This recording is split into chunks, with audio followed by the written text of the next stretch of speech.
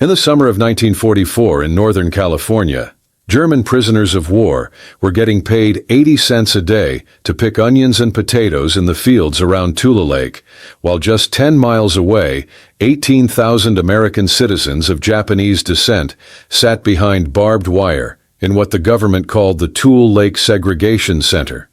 And the irony was so thick you could cut it with a knife, but nobody in Washington seemed to care or even notice.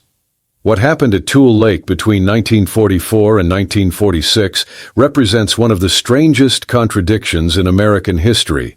Enemy soldiers working freely on American farms, while American citizens stayed locked up based purely on their ancestry. And the human stories that emerged from this situation will challenge everything you thought you knew about World War II. I first heard about Camp Tulelake back in the 90s from a man named Raymond Callahan, who'd been a young Army guard stationed there during the war, told me things over coffee at his kitchen table that didn't make it into history books. Stories about what really happened when German prisoners and Japanese American families lived within sight of each other in the Klamath Basin. Raymond kept detailed journals during his time at Tule Lake, and his granddaughter Patricia found them after he passed in 1994, showed me the entries, let me read his observations about the contradictions and the human moments that he'd witnessed as a 20-year-old kid trying to make sense of policies that made no sense. If you want to follow me through what actually happened at Tule Lake, the documented facts and the personal accounts from people who were there, then stick with me because this story goes places you won't believe. The Tule Lake Basin sits in Siskiyou County, in the far northern reaches of California, right near the Oregon border, surrounded by mountains and filled with volcanic soil so dark and rich you could grow just about anything in it. The federal government had been draining the marshland since before World War I through something called the Klamath Reclamation Project, turning what used to be wetlands into some of the most productive agricultural land in the entire state. By 1944, the area was producing massive amounts of onions and potatoes and other crops that fed both civilians and the military.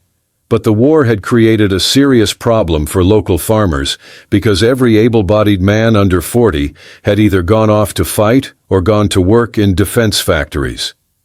Camp Tulelake had started as a civilian conservation corps facility built in 1935, 23 wooden buildings where young men during the Depression learned trades and worked on public projects. Then came Pearl Harbor and Executive Order 9066 in February 1942, which gave military commanders authority to exclude anyone from designated areas. And what that meant in practice was every person of Japanese ancestry living on the West Coast got forcibly removed from their homes, regardless of citizenship. 120,000 people got rounded up. 2/3 of them American citizens born in this country, shipped to 10 concentration camps in remote areas, places like Manzanar and Heart Mountain, and the Tule Lake War Relocation Center, which opened in May 1942, about 10 miles from Camp Tulelake. Families got crammed into tar paper barracks, single rooms with no privacy, communal bathrooms and mess halls. The whole place surrounded by barbed wire and guard towers with armed soldiers watching American citizens who hadn't been charged with any crime. Then in July 1943, the government decided to turn Tule Lake into what they called a segregation center, the place where they'd send Japanese Americans from all 10 camps who got deemed disloyal based on how they answered a loyalty questionnaire. Question 27 asked if you'd serve in the armed forces on combat duty. Question 28 asked if you'd swear allegiance to the United States and forswear allegiance to Japan. Sounds simple until you realize these questions were being asked of American citizens imprisoned by their own government, whose property had been seized, asking them to risk their lives for a country treating them like enemies. Thousands answered no for all kinds of reasons and got labeled disloyal and shipped to Tule Lake. By fall 1943, over 12,000 so-called disloyals had been transferred there, while about 6,000 who'd answered yes got moved out. Security ramped way up. Guard towers went from 6 to 28. Over 1,000 military police got stationed there. Double barbed wire fences surrounded everything. and the place became basically a maximum security prison for American citizens whose only crime was having Japanese ancestry and refusing to enthusiastically pledge loyalty to the government imprisoning them. Meanwhile, Camp Tulelake got repurposed in early 1943 when the War Relocation Authority turned it into an isolation center where they sent over 100 Japanese American men who'd refused to answer the loyalty questionnaire at all. These men got arrested, initially sent to county jails, but a judge determined they hadn't broken any laws, so the WRA confined them at Camp Tulelake instead. While imprisoned there, these men completed around $2,500 worth of repairs to the old buildings, forced labor, improving the very facility holding them captive. Then came spring 1944, and the Tulelake Growers Association had a crisis. The harvest was coming with nobody to bring it in, so they petitioned the government for help. The solution was prisoners of war, first 150 Italians who arrived in May, living in tents in town, while they converted Camp Tulelake into a proper POW facility, setting up fences and barbed wire and guard towers, getting ready for the main group arriving from Camp White up in Oregon.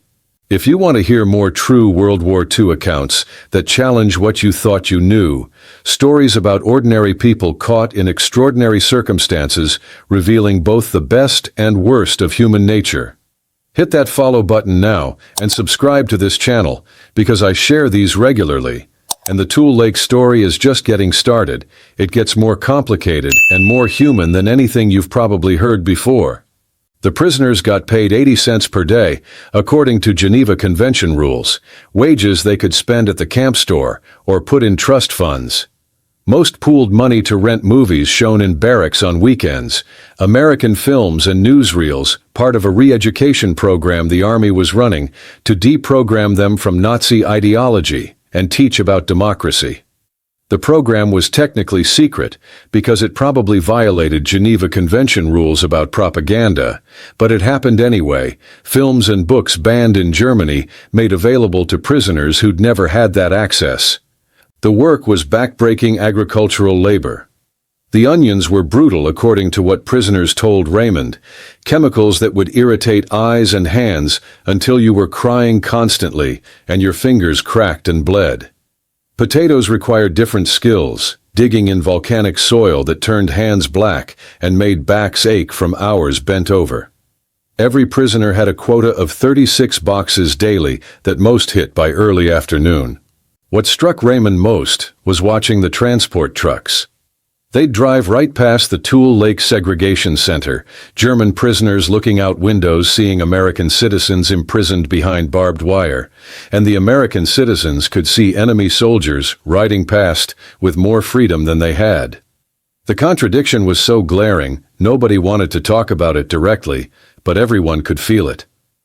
Raymond wrote in his journal about a morning in August 1944 when their truck broke down on a road along the internment center perimeter. While mechanics worked on the engine, German prisoners in the truck and Japanese-American children near the fence were just looking at each other across maybe 50 yards. A young German prisoner named Heinrich Mueller smiled and waved at the kids. A Japanese-American boy about 7 or 8 waved back. Such a simple human moment, two groups recognizing each other's humanity, despite everything separating them, lasted maybe 10 seconds before the truck started and they moved on. But Raymond never forgot it.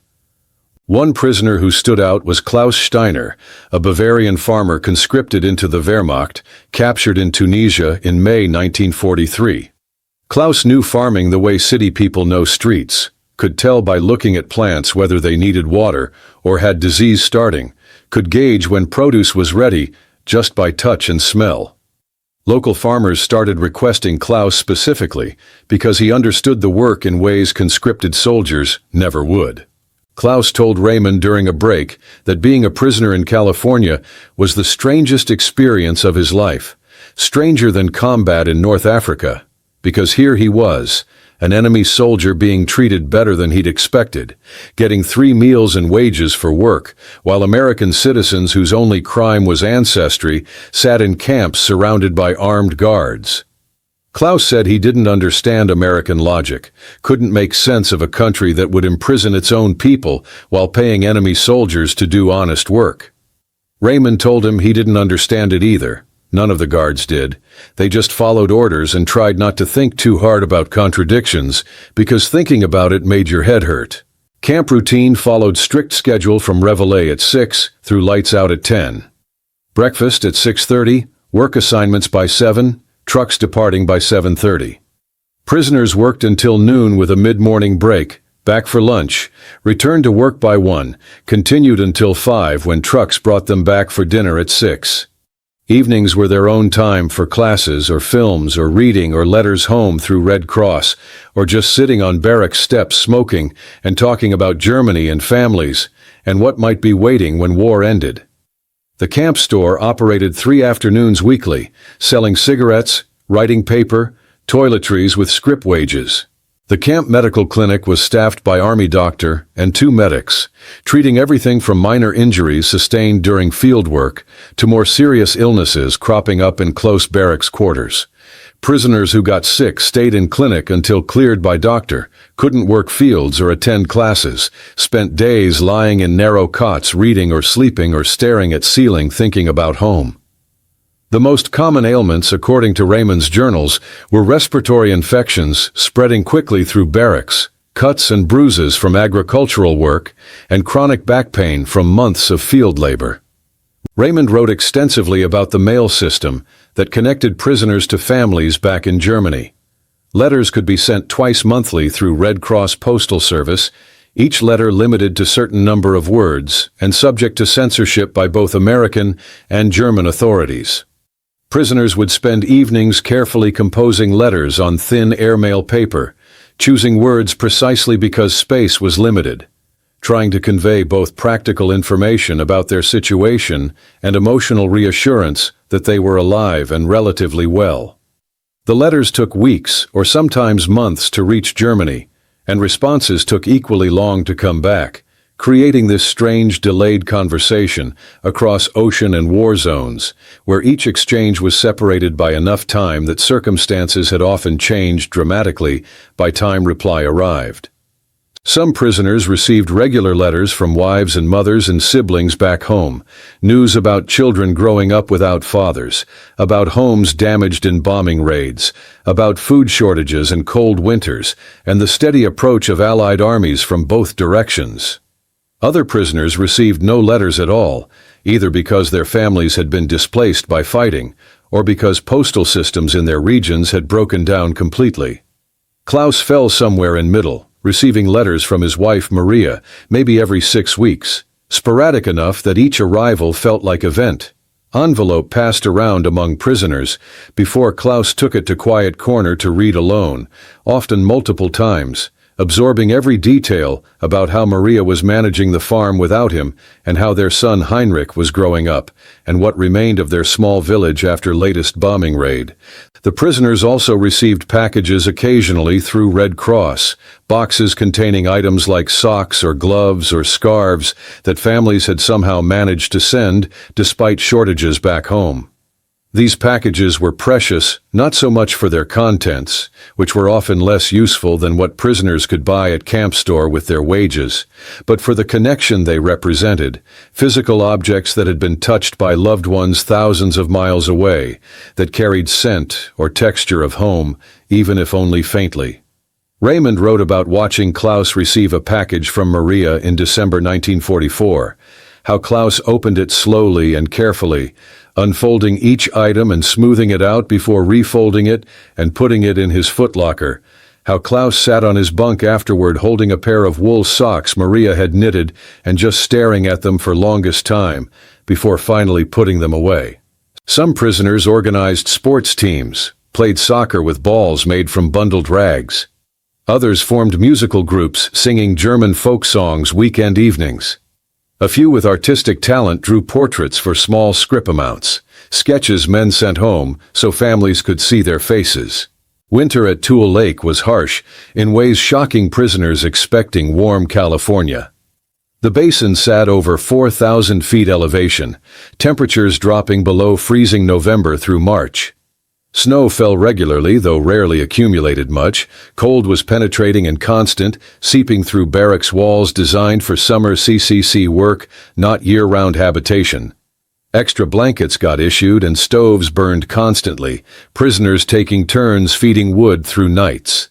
Then September 1944, something happened bringing contradictions into sharper focus. A young Japanese-American man named Frank Tanabe, who'd been imprisoned at Tule Lake since his family got removed from Seattle, volunteered for the United States Army. Frank had been a University of Washington student when Executive Order 9066 destroyed his education. His family's business got torched, property seized, everything taken because of Japanese ancestry. From behind that barbed wire fence, Frank decided to enlist in military intelligence service. Word spread among guards about what Frank did, created weird cognitive dissonance, hard to process. Here was an American citizen volunteering to fight for the country, imprisoning his family, going to serve in the same military guarding his parents behind wire, while 10 miles away, German enemy soldiers picked produce earning wages watching American movies living in comfortable conditions. The logic had broken down somewhere. Frank Tanabe's service in military intelligence service took him to India and China, where he interrogated Japanese prisoners captured in Burma campaign and other Pacific theater operations. The work required not just language skills, but cultural understanding and psychological insight, ability to build rapport with captured enemy soldiers and elicit information that might save American lives. Frank was good at this work according to military records, earning commendations for intelligence gathered through his interrogations, but it was also emotionally difficult work that required him to navigate between his Japanese heritage and his American identity in ways that were psychologically complex. Frank later described in oral history interviews the strange experience of interrogating Japanese soldiers who looked like his relatives, who spoke language his parents had taught him, who came from country his family had connections to, even though he himself had never lived there. These soldiers would sometimes express confusion or anger when they realized their interrogator was of Japanese descent, working for Americans, seeing him as traitor to race rather than loyal American citizen. Frank had to explain over and over that he was American, that his loyalty was to country of his birth, even though that country had imprisoned his family, that he believed in American principles, even when America failed to live up to those principles in its treatment of Japanese Americans. The irony of Frank's situation wasn't lost on him. While he was interrogating Japanese prisoners in Asia, his parents remained imprisoned at Tule Lake without trial or charges. His family's business had been destroyed, their property seized, their future uncertain. Frank was risking his life for country that had taken everything from his family based purely on racial prejudice. And yet he believed that serving honorably was the only way to prove that Japanese Americans deserved the same rights and respect as any other Americans. This belief sustained him through dangers and difficulties of military service, gave him sense of purpose even when circumstances seemed absurd or unjust. Frank later said when asked why he volunteered that he wanted to prove he wasn't an enemy alien, that none of them were, that they were true Americans, and if they got the chance they'd do their best to serve their country. He got assigned interrogating Japanese prisoners in India and China, using his Japanese knowledge to gather intelligence, earning medals and commendations, proving what his community knew all along, but government refused to accept based purely on racial prejudice and wartime hysteria. Harvest season moved through cycles with agricultural rhythm. July brought first onions, August more onions plus earliest potatoes. September and October were peak months, when everything ripened at once, and pressure was on getting crops out before first frost. German prisoners worked steadily through all of it, adapting to different crop requirements, learning from local farmers who appreciated workers actually understanding agricultural labor. Klaus Steiner developed particular relationship with the Henderson family, who owned large potato operations south of town. Robert and Martha Henderson were in their 60s, 3 grown children all gone to war or defense work, leaving the older couple struggling, managing hundreds of acres themselves. Klaus started working their fields in July, and by September, the Hendersons specifically requested him daily, trusting his judgment about harvest timing. Martha started packing extra food in lunches she'd bring out, sandwiches and fruit and sometimes pie, small kindnesses going beyond Geneva Convention requirements, recognition that Klaus was a person, not just a prisoner, deserving basic human decency. The Henderson farm had been in the family since 1898, when Robert's father homesteaded and started clearing sagebrush for potatoes. By 1944, the operation had grown to over 400 acres. Robert had built the business carefully over decades, learning which varieties grew best in volcanic soil, figuring out irrigation schedules, developing relationships with buyers. Losing their son James at Normandy in June 1944 had devastated them beyond normal grief. James was supposed to take over the farm, had grown up working fields, and his death meant not just losing a son, but losing the future of Henderson Farm, watching 3 generations potentially die with no one to carry it forward. The potato harvest process itself was an intricate dance between human labor and agricultural timing that required experience to get right. Robert Henderson had learned from his father that potatoes needed to be dug when soil was dry enough that it wouldn't cling to tubers, but not so dry that dust clouds made work unbearable. The plants themselves gave signals when they were ready, foliage beginning to yellow and die back, stems loosening their grip on soil below. Klaus could read these signals instinctively, walking through fields and making judgments that matched what Robert himself would have decided, determining which sections to harvest first and which to leave another week. The actual digging required getting down on knees with special fork designed to loosen soil without damaging potatoes, working down rows methodically, shaking dirt from each tuber before tossing it into bucket or box. Work destroyed your hands and back, but there was rhythm to it that became almost meditative once you got into flow. Repetitive motion that let your mind wander while body worked automatically. Klaus told Raymond Callahan that digging potatoes in California reminded him so much of digging potatoes in Bavaria that sometimes he'd forget for a few minutes where he actually was, fall into same rhythm he'd known since childhood on his family's farm, only to be jolted back to reality when he heard English being spoken or looked up and saw California mountains instead of Bavarian hills. The relationship between Klaus and the Hendersons evolved over months into something more complex. Martha Henderson started inviting Klaus to eat lunch at farmhouse, setting place at kitchen table where Klaus would sit somewhat awkward, unused to being treated as guest. Robert and Martha would ask Klaus about farming in Bavaria, and Klaus would ask about their land and how potato farming had changed over generations. These conversations happened in halting English, mixed with hand gestures and sometimes laughter, when communication broke down completely. But underneath language barriers was growing recognition of shared experience, understanding that farming creates certain person, regardless of nationality, someone connected to land and weather and seasons in ways that city people rarely experience. That's why having Klaus work the fields meant more to Robert than just getting harvest in. Watching Klaus handle plants with the same care James would have used, seeing Klaus make decisions Robert himself would have made, recognizing in this German prisoner the same farming instincts that should have connected to James, it was complicated and painful and comforting all at once. Robert told Raymond several times that working with Klaus was the only thing keeping him going after James's death.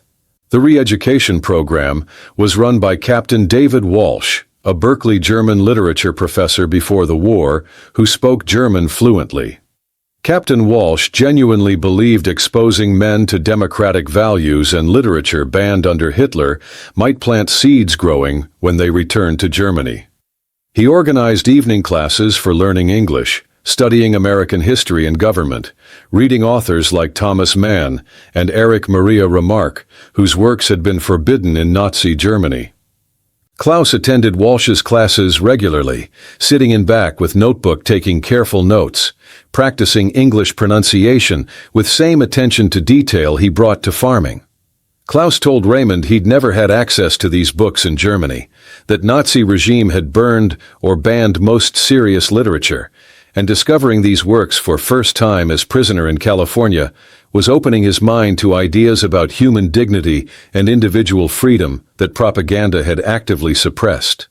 Walsh and Klaus developed something approaching friendship over months, conversations going beyond curriculum into genuine intellectual exchange about what Germany might look like after Nazis fell. You won't believe what happened Christmas Eve, 1944. Prisoners organized celebration in mess hall, decorations made from whatever materials they could scrounge, paper snowflakes, and wreaths woven from dried grass collected along field edges. Camp Kitchen prepared special meal, roasted potatoes and onions, prisoners themselves had harvested, bread and canned meat, and even small beer amount Walsh had requisitioned. After the meal, Klaus stood up and sang Silent Night in German, his voice filling mess hall with sound so pure and full of longing for home that several prisoners started weeping, not from sadness exactly, but something more complicated. Recognition they were celebrating Christmas as prisoners far from everything they knew, while war still raged and homeland was being destroyed. The Christmas celebration itself took weeks of planning by prisoners who wanted to create something meaningful despite their circumstances. A prisoner named Werner Hoffman, who'd been a carpenter before war, took charge of building decorations, organizing work crews to gather materials and construct everything from scratch. They made stars from cardboard boxes flattened and cut into shapes, then covered with aluminum foil, saved from cigarette packages, created wreaths by weaving together dried grass and small branches, fashioned candle holders from tin cans that got painted and decorated. Another prisoner who'd worked as scenic designer for theater in Berlin painted backdrop for mess hall, showing German village in snow, working from memory to recreate buildings and streets he'd known before war, creating visual reminder of home for prisoners celebrating holiday thousands of miles from families. The menu for Christmas dinner was negotiated between Captain Walsh and Camp Kitchen staff, Walsh arguing that providing decent meal on Christmas was important for prisoner morale and aligned with Geneva Convention requirements for humane treatment. Kitchen staff managed to requisition some turkey to supplement usual chicken and pork, added canned cranberry sauce and sweet potatoes, baked bread fresh that morning instead of day before, even secured small amount of beer that got rationed out to prisoners in careful portions. The meal wasn't fancy by civilian standards, but represented genuine effort to acknowledge holiday's significance, recognition that even enemy prisoners deserved moments of normalcy and celebration during years of captivity. What struck Raymond most about that Christmas Eve, according to his journal entries, wasn't just Klaus singing Silent Night, but what happened afterward. After Klaus finished singing, there was moment of complete silence in mess hall. 100 prisoners sitting absolutely still, some with tears on faces, others with eyes closed, all of them transported momentarily away from their circumstances through power of familiar song that connected them to Christmases past and to families they might never see again. Then another prisoner stood up and began singing different carol, and then another, until eventually whole room was singing together in German. Voices rising and falling in harmonies that had been passed down through generations, creating sound that Raymond described as both beautiful and heartbreaking, celebration and mourning existing simultaneously in same musical moment. Captain Walsh told Raymond afterward that Christmas celebration was turning point for re-education program at Tule Lake. Something about prisoners being allowed to express their own culture and traditions rather than being forced to adopt American customs made them more receptive to learning about American values and democratic principles. Walsh believed, and wrote in his reports to superiors, that respecting prisoners' humanity and allowing them to maintain connections to their own heritage actually made them more open to considering alternative political and social systems, more willing to question Nazi ideology they'd been raised with, and to imagine different kind of Germany after war ended. Whether this theory was correct is impossible to prove, but Walsh remained convinced throughout his life that Christmas Eve 1944 at Camp Tulelake represented moment when many prisoners began genuine transformation from Nazi soldiers to men capable of helping rebuild democratic Germany. Raymond was on duty that Christmas Eve, wrote in his journal later that it was one of the strangest and most moving experiences of his life, seeing enemy soldiers celebrate a holiday connecting them to something larger than war and nationality, something about shared humanity, transcending all the categories government had created. Walsh attended too. Raymond saw tears on his face as Klaus sang. War in Europe moved toward inevitable conclusion through winter and spring 1945. Allied armies closed in from east and west, Soviets pushing through Poland toward Berlin, while Americans and British crossed Rhine, driving deep into German territory. Prisoners at Tule Lake listened to radio broadcasts and read newspapers Walsh made available, following steady collapse of everything they'd been told was Thousand-Year Reich. Germany surrendered unconditionally, May 8, 1945. The announcement reached Camp Tulelake through official channels, Walsh gathering all prisoners in mess hall to hear an American officer read surrender terms in English then German. Raymond wrote about watching prisoners' faces absorbing the news, seeing everything from relief to despair to blank shock, different men processing war's end differently depending on where families were and what they'd believed about Germany's cause. Klaus sat very still during announcement. Afterward walked to Camp Edge and stood looking at mountains long time before Walsh went out and sat with him. Repatriation discussions started seriously after VE Day, practical logistics of returning hundreds of thousands of German prisoners to a bombed country that could barely feed remaining population. Prisoners at Tule Lake were told they'd go home eventually, but timeline kept getting pushed back as Army figured out shipping schedules. Some prisoners stayed well into 1946, continuing field work while waiting for turns to board ships back across ocean. The repatriation process was bureaucratic and slow, prisoners moving in groups based on which ports had ships available and whose paperwork was in order. Some left Camp Tulelake in July 1945 right after VE Day. Others waited until fall. Still others like Klaus didn't leave until almost a year after Germany surrendered. The waiting created strange limbo existence where war was over, but nobody's life could move forward, prisoners stuck in California knowing they'd eventually go home, but not knowing when.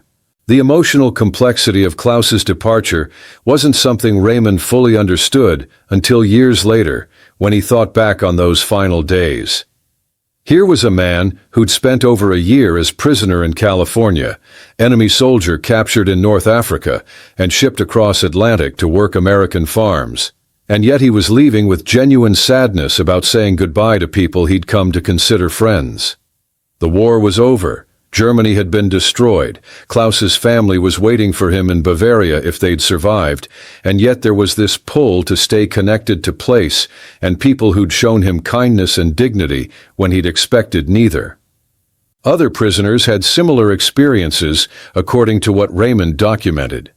Some had developed relationships with local families who'd employed them in orchards and fields, received gifts and letters and invitations to return someday as free men. Others had formed friendships with American guards who'd started out treating them as enemies, but gradually came to see them as individuals with their own stories and hopes and fears. The re-education program that Captain Walsh ran had exposed prisoners to ideas and literature that many wanted to continue studying after they returned home, sparking intellectual awakenings that felt incomplete when repatriation meant leaving behind books and discussions and teachers who'd opened new ways of thinking. Some prisoners applied through official channels to stay in America after repatriation, requesting homestead opportunities or work permits that would let them build lives in country where they'd been prisoners. None of these requests from Tule Lake POWs were approved, according to records Patricia showed me, government policy being that all prisoners needed to return to their countries of origin regardless of individual circumstances or desires. A few prisoners did eventually make it back to America years later through immigration channels. But for most, including Klaus, the departure from California in 1945 or 1946 was final goodbye to place that had marked them in ways they hadn't expected and that they'd remember for rest of their lives. Each departing prisoner got processed through system-checking identity against capture records, verifying no crimes committed while in custody, issuing basic civilian clothing replacing prisoner uniforms, giving whatever money accumulated in trust funds. Klaus had saved most wages over his year plus at Tule Lake, had almost $400 in trust fund when he left. He also got certificates stating he'd completed educational courses in English and American government, basically diploma from re-education program Walsh hoped might help prove he wasn't Nazi. During final months, Klaus worked with particular intensity, filling days with labor in Henderson fields and evenings with English practice and reading. He told Raymond he wanted to be ready for whatever came next, wanted skills and knowledge, helping him rebuild life in post-war Germany ruins. Klaus had started corresponding with Walsh's wife, who was also a Berkeley professor, discussing German literature and philosophy. Then one day in August 1945, maybe a week before Klaus was scheduled to leave, Robert Henderson showed up at camp asking to speak with Klaus one final time. Raymond escorted Klaus out to where Robert waited by his truck, gave them privacy. Robert pressed something into Klaus's hand, a small leather pouch Klaus opened to find seeds from Henderson's potato crop, the variety that had been in Robert's family 3 generations producing best yields in Tule Lake Basin. Robert told Klaus if he got these seeds back to Bavaria and planted them, they'd carry something of California soil and American friendship back to Germany. Connection between 2 farmers on opposite sides of terrible war who'd recognized each other's fundamental humanity. Klaus left Tule Lake September 1945 on truck to processing center and eventually ship-bound for Europe. Raymond watched him go, this German farmer who'd spent over a year picking vegetables in California, who'd learned English and read banned books and developed friendships with American guards and farmers, who'd experienced the strangeness of being treated with more dignity as enemy prisoner than American citizens were receiving from their own government just miles away. Japanese Americans at Tule Lake Segregation Center started being released gradually through 1945 and early 1946. But process was slow and cruel because these families had nowhere to go, property seized or sold, communities destroyed, businesses gone, facing starting over with nothing after years' imprisonment. Last prisoners didn't leave until March 1946, 7 months after war with Japan ended, government continuing to hold American citizens long after any military justification disappeared. Final proof: the whole operation had been driven by racial prejudice from beginning. Frank Tanabe served with distinction in military intelligence service through war's end and into Japan occupation, eventually returning to try rebuilding life shattered by Executive Order 9266. In 2011, Frank received Congressional Gold Medal, along with other Japanese-American veterans who'd served in segregated units, recognition coming 6 decades late, but at least acknowledging what these men had sacrificed. Frank died October 2012 at age 93, his final act filling out absentee ballot from hospice bed because he still believed in democratic process despite everything his country had done to his family. Photo of that final vote going viral, inspiring thousands who'd never heard his story.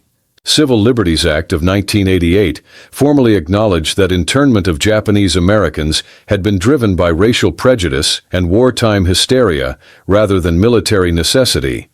Authorized payment of $20,000 to each surviving internee as inadequate compensation for years, imprisonment, and property loss. President Reagan signed the law and government issued formal apologies, 46 years after Executive Order 9066. Too late for many who'd suffered most, but representing official recognition that profound injustice had been committed against American citizens by their own government. Klaus Steiner, made it back to Bavaria, and found his family's farm partially destroyed by Allied bombing but still standing. He planted Robert Henderson's potato seeds in his garden, varieties that had never existed in Germany before, watching them grow in Bavarian soil, producing yields that amazed neighbors. Klaus kept those potato lines going for decades, sharing seeds with other farmers in area, genetics of California potatoes spreading through southern Germany, carried by former prisoner who'd learned about democracy and human decency from practical kindness of American farming family who'd lost their own son to war but still found room for compassion toward enemy. Captain David Walsh returned to Berkeley after war and resumed career as German literature professor, maintaining correspondence with several former prisoners, including Klaus, for many years. Walsh wrote articles about re-education program and its effectiveness, arguing exposure to democratic values and banned literature had genuinely changed many prisoners' understanding of what kind of society they wanted to help build in post-war Germany. If you've stayed with me through this whole story, then you understand why I wanted to share it. Why Raymond's granddaughter Patricia, finding those old journals in 1994, felt like discovering something important that needed to be told. Hit that follow button if you haven't already, because I've got more of these accounts to share. True stories from World War II that challenge comfortable narratives and reveal complicated humanity beneath official histories. The land around Tule Lake is still farmland today, still producing onions and potatoes from that rich volcanic soil. Site of Tule Lake Segregation Center is now National Monument, preserved so future generations can understand what happened and why remembering honestly matters. 4 buildings from old Camp Tulelake still stand, restored to look like they did in 1940s, part of same national monument, evidence of strange convergence of histories that happened in that place during war. The story of what happened at Tule Lake didn't become widely known until decades after war ended. During 1940s and 1950s, most Americans wanted to forget about Japanese-American internment, uncomfortable with acknowledging that government had imprisoned citizens based purely on race. Official histories of war focused on military victories and heroic sacrifices, not on contradictions and injustices on home front. German POWs returned to Europe and rebuilt their lives, most never talking much about their time in America, viewing it as strange interlude in larger tragedy of war. Japanese Americans released from camps tried to rebuild lives and communities while dealing with ongoing discrimination and trauma from years of imprisonment. It wasn't until 1980s, when redress movement gained momentum, that attention turned back to camps and to question of what America owed citizens it had wronged. Commission on Wartime Relocation and Internment of Civilians held hearings across country, collecting testimony from former internees about their experiences, documenting scope of injustice, and making recommendations for how government should address it. These hearings brought stories like Frank Tanabe's to public attention, showed Americans what had happened to their fellow citizens during war, supposedly fought for freedom and democracy. Civil Liberties Act passage in 1988 represented official acknowledgement of wrong, but implementation took years, and compensation amount of $20,000 per person was inadequate for losses families had suffered. Many internees had lost businesses and farms, and homes worth far more than that, had spent prime years of their lives imprisoned, had watched children grow up behind barbed wire with opportunities stolen and futures constrained. No amount of money could truly compensate for what had been taken, but apology and reparations at least represented recognition by government that profound injustice had occurred. The connection between German POW treatment and Japanese-American internment became subject of increasing scholarly attention in 1990s and 2000s as historians examined contradictions of wartime policy. Books and articles and documentaries explored how enemy soldiers received better treatment than American citizens, how Geneva Convention protections applied to foreigners but not to people of Japanese descent, regardless of citizenship status. This scholarship helped broaden understanding of internment beyond simple story of wartime hysteria to more complex analysis of how racism and xenophobia shaped government policy, even when military necessity didn't require such extreme measures. Raymond himself became more involved in education about Tule Lake in his later years, speaking at schools and community groups about what he'd witnessed, answering questions from students who couldn't believe American government had done such things to its own citizens. He'd bring his journals to these talks, read passages describing contradictions he'd observed, explain how as young man he'd struggled to reconcile what he was seeing with what he'd been taught about American values. His message was always that remembering these contradictions honestly was essential for preventing similar injustices in future, that comfortable myths about American exceptionalism needed to be challenged by factual accounts of times when America failed to live up to its own ideals. Every year since 1994, the Tule Lake Committee has organized pilgrimage to the site, bringing together former internees and descendants, historians and educators, people who believe remembering this history matters for understanding both who we were and who we want to be. Raymond attended the pilgrimage in 2019 before he passed, walked ground where he'd spent 2 years as young guard, stood where barracks used to be, and watched towers look down on imprisoned American citizens, tried explaining to people gathered what it felt like being 20 years old, watching contradictions so profound they challenged everything he'd been taught about American justice. Klaus Steiner died in 2003 at age 84. Never returned to America, but maintained correspondence with Henderson family until Robert died 1968 and Martha died 1975. Klaus's children still have the letters, still grow those American potato varieties in Bavarian soil, still tell the story of how their father learned about democracy from American farmer who'd lost his son to German bullets, but chose compassion over hatred when given the chance. Raymond's journals sit in Patricia's house now, pages yellowed and brittle, his 20-year-old handwriting recording observations and thoughts and questions he processed over 75 years. Patricia got them properly archived, donated to Historical Society, where researchers can access them, add them to historical record of what actually happened at Tule Lake during those strange years when enemy soldiers and imprisoned citizens lived within sight of each other in Northern California. If this story surprised you, if it made you think about things you hadn't considered, then give the video a thumbs up. Share it with somebody. Tell your friends. Tell your family. These stories matter. They're part of who we are. Also, don't forget to subscribe to this channel for more stories like this.